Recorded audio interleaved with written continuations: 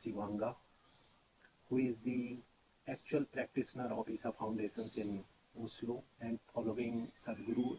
And here also he is the trainer and coach and mentor for the many peoples and giving these yoga sessions, meditation sessions, and we will, I will interact with him and we will try to get more information about the Isha Foundations, what we are doing here, and little bit on the spiritual side of it, how our day-to-day life, spirituality, and these practices can be improved. So let me just start interactions with the Shivanga. Namaskar, Guruji. So, can you just little bit tell about the Isha Foundation's activities in Norway? Because many people in my forum asking me that is there any activities in Norway? If it is, then what kind of activities they can engage those who have the similar interest into devotions and spirituality, and they want to little bit do more on that area.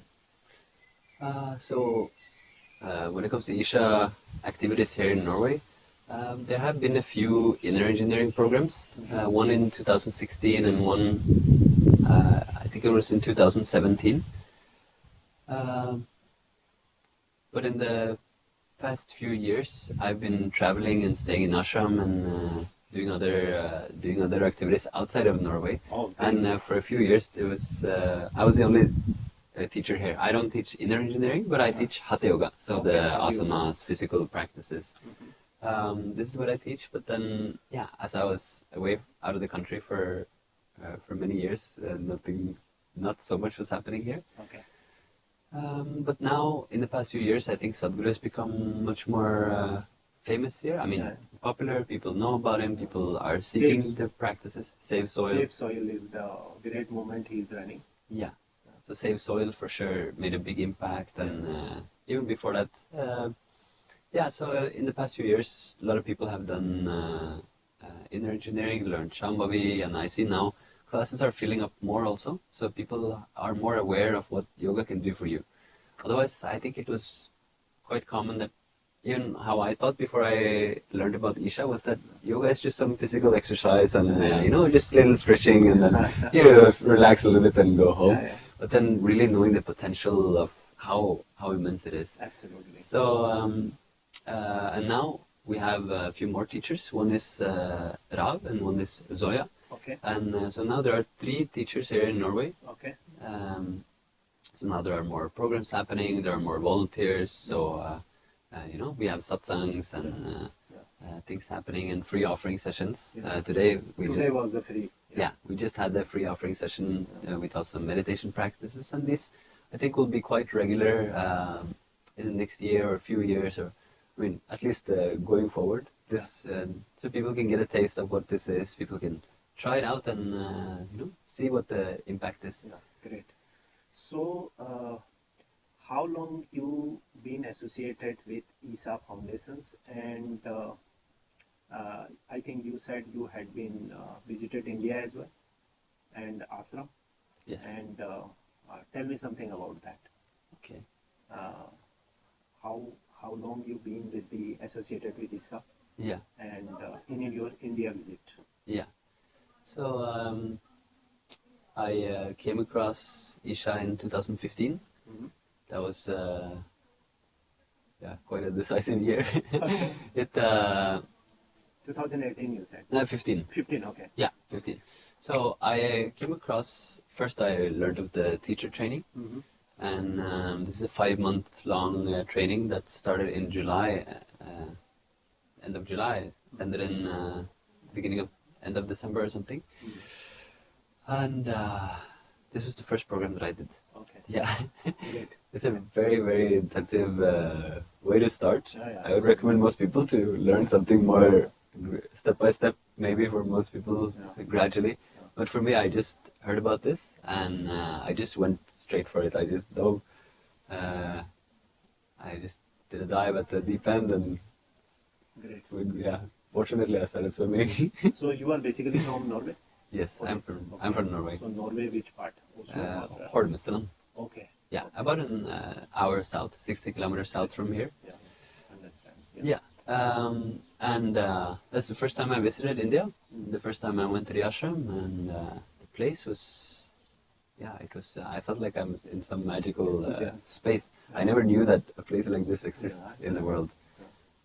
I was amazed by the fact that people were walking around, and so many people, they actually looked happy just walking around. There was no particular thing happening, no one's telling a joke or anything, but they just looked happy and joyful. I thought, wow, there's a place like this. Why didn't I hear about this sooner? And I was pretty young when I did. I think I was 21, 22, Oh, I think, when I went there. which year it is? 15. Now it's, 2015. yeah, now it's 23. Okay. So yeah, 8 years. Yeah, correct. Now I'm 30.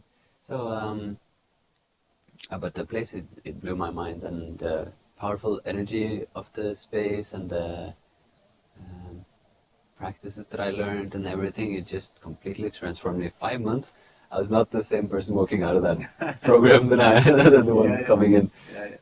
A lot of things still to figure out, and even now I still have, but yeah, after some time when things started to settle down, I started to understand really what this is about, and you also understand a little bit more about what life is about.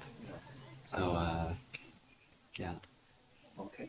So, after starting your journey with this spiritual area, what kind of changes you have seen in your life? Okay. I think the main change that I feel is that, Yeah. I mean, your day-to-day life, yeah, 100% it got improved, because when you work on spirituality, means it is nothing. It is about yourself, knowing yourself, right, and improving your day-to-day activities with some spiritual guidelines. mm, So definitely it provides some changes, some handling on the issues on your life. So those some practical tips if you can give, which actually benefit really in your life. okay, What was before that and what was after that, okay, when the situation comes, and then 100% you would have more better control on the situation as compared to before you started this journey. mm. Well, I think the biggest thing was I started experiencing a deep sense of freedom. So freedom in the sense of having more. It's like there was a space inside, Yeah. and before that, everything was just rushing and happening and reactions to whatever's happening.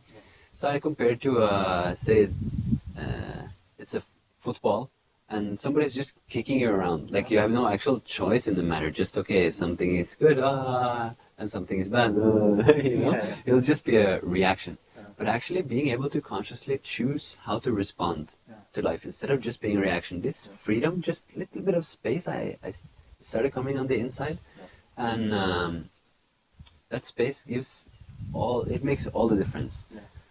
So then, instead of being a football that's just kicked around, suddenly I could start to make conscious decisions. I could choose how I want to be. Okay, something happens and it's not the way I wanted it to happen. I expected something nice and it became, I expect right and it goes left. And suddenly I'm, okay, well, then I'll have to go left. Anyway, I'll have to go that way, so I might as well be happy about it.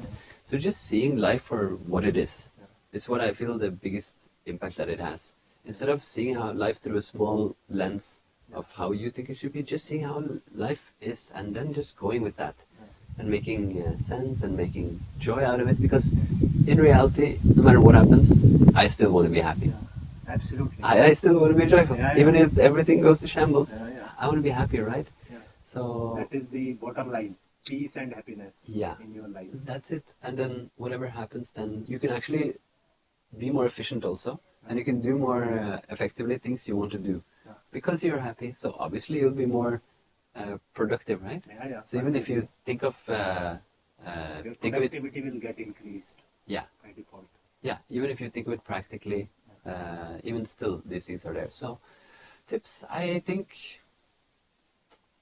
definitely eating healthy and sleeping well and all these things make a big impact.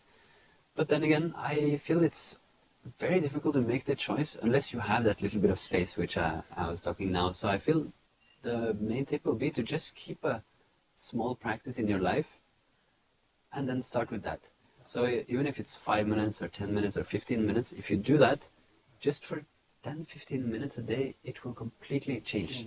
Yeah, it will do so much. So you can learn on YouTube, Nadi Shuddhi, you can search for Yoga for Peace, or Isha Kriya, which is a guided meditation, just learning these practices, having some tool that you're working on and creating this how you want it. That's my main tip, because then this one starts working well, you'll start being happy, because the natural state of this is joy and bliss. Just we tend to mess it up, and society has done enough work to prepare that. So then I feel if we just have these tools, we just take care of the basics, everything will just flow in the right direction. So now I'm going to ask some practical questions.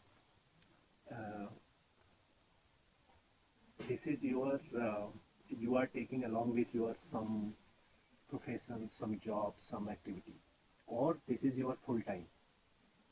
And if it is you are taking along with your professional life or your other activities. You have family, you have maybe uh, kids, your parents or other relatives in society you deal with, or in your professional life you deal with your bosses, your colleague, your teammates. So you find that situation in a moment when you will see that there will be some conflict or some stress generates, obviously, because the outsider lot of things generates the stress. So how these meditations, these inner engineering exercises helps to reduce your stress as well as help you to take the better decision wherever you are dealing with. So practical. I'm not asking any theoretical things. Right? Theoretically, we can lot of things we can see on the Google. We will have lot of literature around it, which talks about on the theoretical part of it. But I am more interested to know on a practical ground how to take that, how to handle that. Because if you look at the tragedy at the moment in the society is people are in stress, and that stress is not about for something which you want to achieve it, but something you are inheriting from your society, from your office, from your colleague, from your parents, maybe, and that is giving you the more trouble to the human being actually. Yeah. So I also have work other than this. I work in a kindergarten, and I also have trying to start up a business and also teaching yoga on the weekends. So I have a pretty busy, pretty hectic life. And to get the practices done and all that, I have to wake up early in the morning. So that's one practical advice. To wake up early in the morning, you have to go to bed at night. Otherwise, you can sustain for a few days with 3-4 hours of sleep, but then not for a long time. For me, at least, not yet. At least need 5, sometimes 6 hours. So waking up early is one main thing. You have time for more, you can do more, and the morning, helps you to. If you go through the morning, you see the sunrise, or just have a little bit of time to just listen to the birds, see how they're chirping. Just taking a little bit of time to that, you enter into a space where you don't create stress. Because there are situations that we can call it stressful. I would say there is no such thing as a stressful situation. It's just we can create stress or we cannot. But if we enter into a space, into a state where we don't create one more problem in our life, at least, this is the first thing we have to take care of. This is the number one practicality. Other people can create so many problems for us. If we start creating problems, then there will be no end to it. Absolutely. So this is the number one basic. Take care of ourselves. I have to take care of me. You have to take care of you, and then we can take care of each other even after that. Absolutely. So yeah, that's the, I mean, one thing. And then another is how to deal with all these things. I mean, it's difficult to say because every situation will require something different, right? Yeah. So unless we're talking about a specific situation, maybe I can give some advice. Maybe it won't be good. Maybe it will be. Who knows? Yeah. But then, as a general thing, I would say just But have you it helped you because since you are a trainer as well and practitioner as well. So I just want to understand it has really helped you to reduce your stress. Yes. Because you are also a human being, I am also a human being. Yes. It's obvious that when we are dealing with the people outside people, we will get those kind of stress. Obviously, it is a very natural thing, right? But the important thing is how you handle that stress. yeah. So after this, you are practicing on yoga and meditation and all. It help you, or uh, it give you that opportunity to reduce that or handle that better. Yeah, I think automatically the main part is just taken care of by the practices because they have the power to do that and just to settle down the system and make it work in a different way. So I would say the main thing is just learning how to keep the system well. So if you keep your system well, will you create joy or will you create stress?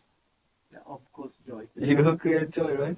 So if you become the more and more you learn about this, the more you understand it, and there are so many layers and they're intertwined underneath each other and hidden, and you think you got it, and then suddenly something else pops out at you. So it's a very complex thing. It's not straightforward. It's not just okay, computer thing.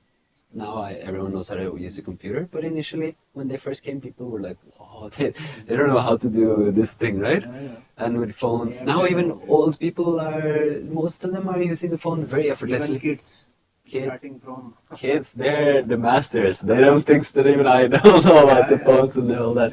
But initially when the smartphones came and the old people were like, "No, I'm never going to use that. It's so complicated." Now they're all like, reading news and watching videos and whatever on the phone because they learned how to use it. So this is still basic, actually, compared to how complex this is. So it's taken me years and years, and still I have loads to learn. But compared to how I was 8 years ago when I started, it's a world of difference. The first few months, I would say 2, 3, especially if you count the 5, 6 months, there was a huge transformation. And then after that, also there's been lots of things happening, and sometimes it goes up, sometimes it goes down. But I'm thanks to the practices, I would say I've been able to push through to make it a positive spiral instead of a negative spiral. And there's so much to learn. And now that I understand this more, when someone comes and says something, if they'll say something ugly to me, I won't care because I know that person is okay. Whatever you think, so that's fine. And okay, maybe there's something to it. I'll listen and say, okay, fine. And then that's it. There's not, because I know that this is okay. Most likely if someone says something mean, it's because they have a problem. And why should I be bothered? So things like this, just to learning how to, otherwise, you'll be all anger, all the plugs will be fired up. The whole system will be, oh, what did you say? Well, so just learning how to just look at things and just be, it's fine. So human ego is what I understood from you, that human ego become the more challenge while you are dealing. I mean, if somebody say to you and you take on your ego, then you will be behind that. So I think that is the key things. Yeah, I think the ego, I don't know exactly all the intricacies of how it works, but it likes to have some conflict, it seems. It's what I've been able to observe. It likes to have some conflict. It likes to you versus me, or them versus us, or however you want to draw that line. So ego mainly means drawing a line where it's not necessary. So just the more inclusive we are, the more we see it, we're all part of the same. thing. At least we're on the same planet. We came out of the same planet. So the more we see that, the less that part of the ego at least becomes. And then the bigger that is, the less our inclusiveness will be. So it's just me, but then, okay, maybe me and my family, or some people, me and my country, or, you know, things like this. So depending on where you draw that line, but actually we just erase that line. Oh, the world as a whole. And we just see that, and I think life is much more beautiful. Yeah, absolutely. Yeah. So my next question, I will not take much time now. My next question is, which is my favorite topic actually. How do you define the spirituality for a common man? Not from a, because you see the people, when we talk about the spirituality, people always more get into a religious terms of spirituality, or either some uh, rituals which we follow, whichever rituals we follow in whichever god we follow. So we straightway relate with those rituals, either the religious values, ethos. But in practicality, what is the how do you define the spirituality for a common man? Because I feel that um, uh, by birth everyone is a by birth everyone born with a spirituality. But the challenge is now people not understand the value of spirituality, right?